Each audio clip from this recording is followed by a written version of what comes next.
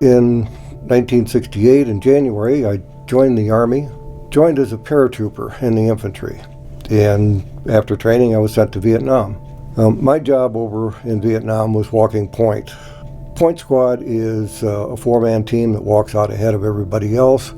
Our job was to find our destinations and then get us back home, find booby traps and ambushes. We were always the first people into an ambush, the last ones out. We were the first ones off of helicopters on assaults, and first one off of our boats on assaults, and the last ones to get back on.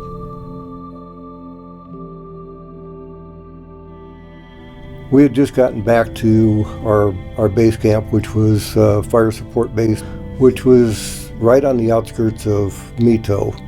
Many of you might know Mito just by a famous photograph that was taken of a little girl running down the road after the city had been bombed with napalm and the girl had been burned and all of her clothes were burned off.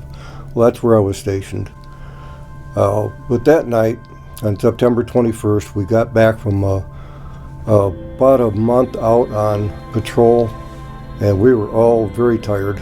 And we got back, grabbed a quick meal, and were promptly put on guard duty on the perimeter.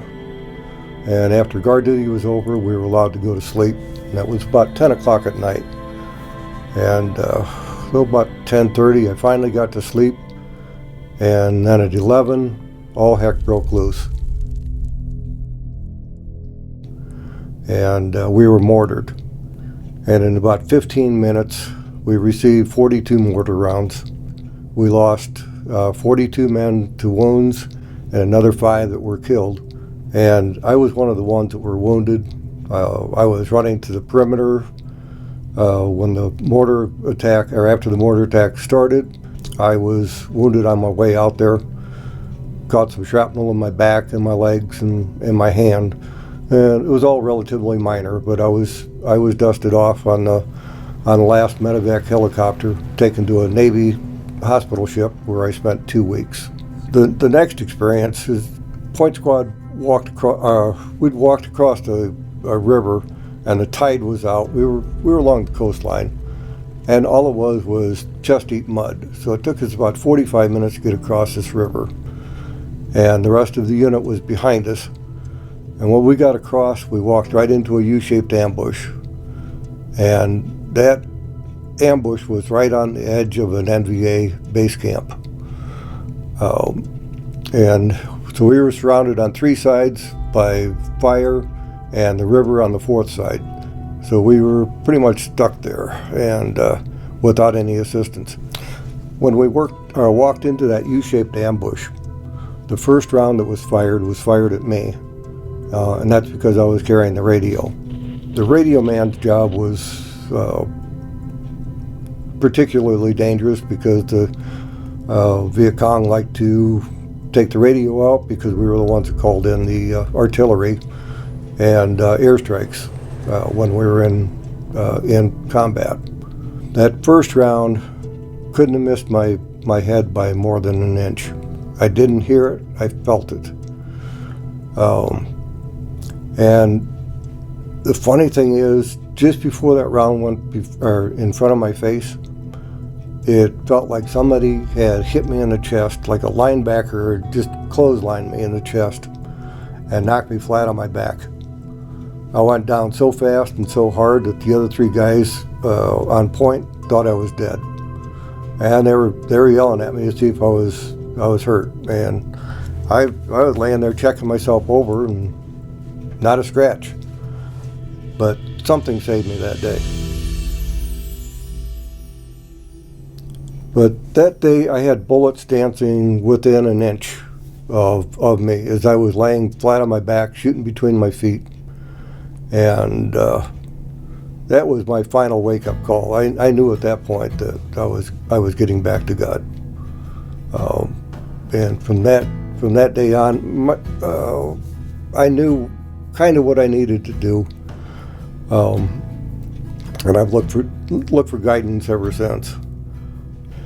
I think God has been telling me for a long time that I shouldn't waste my life, that I should be helping other people, other veterans, the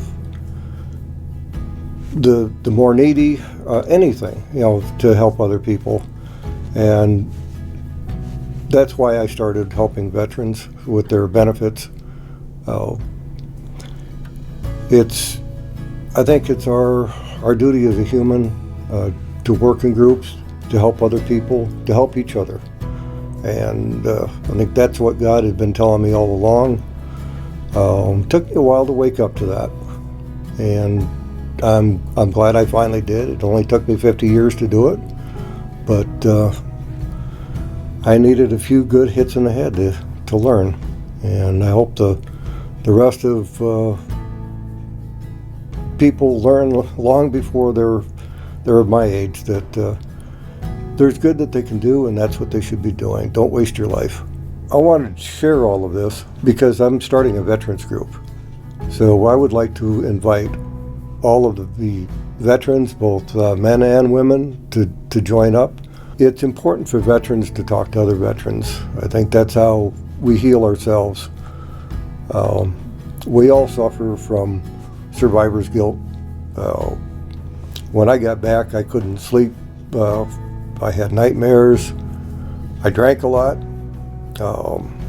And I think I still suffer from survivor's guilt. I mean, it's hard to lose your friends. And so this veterans group that I'm trying to start is just a safe place for us to get together,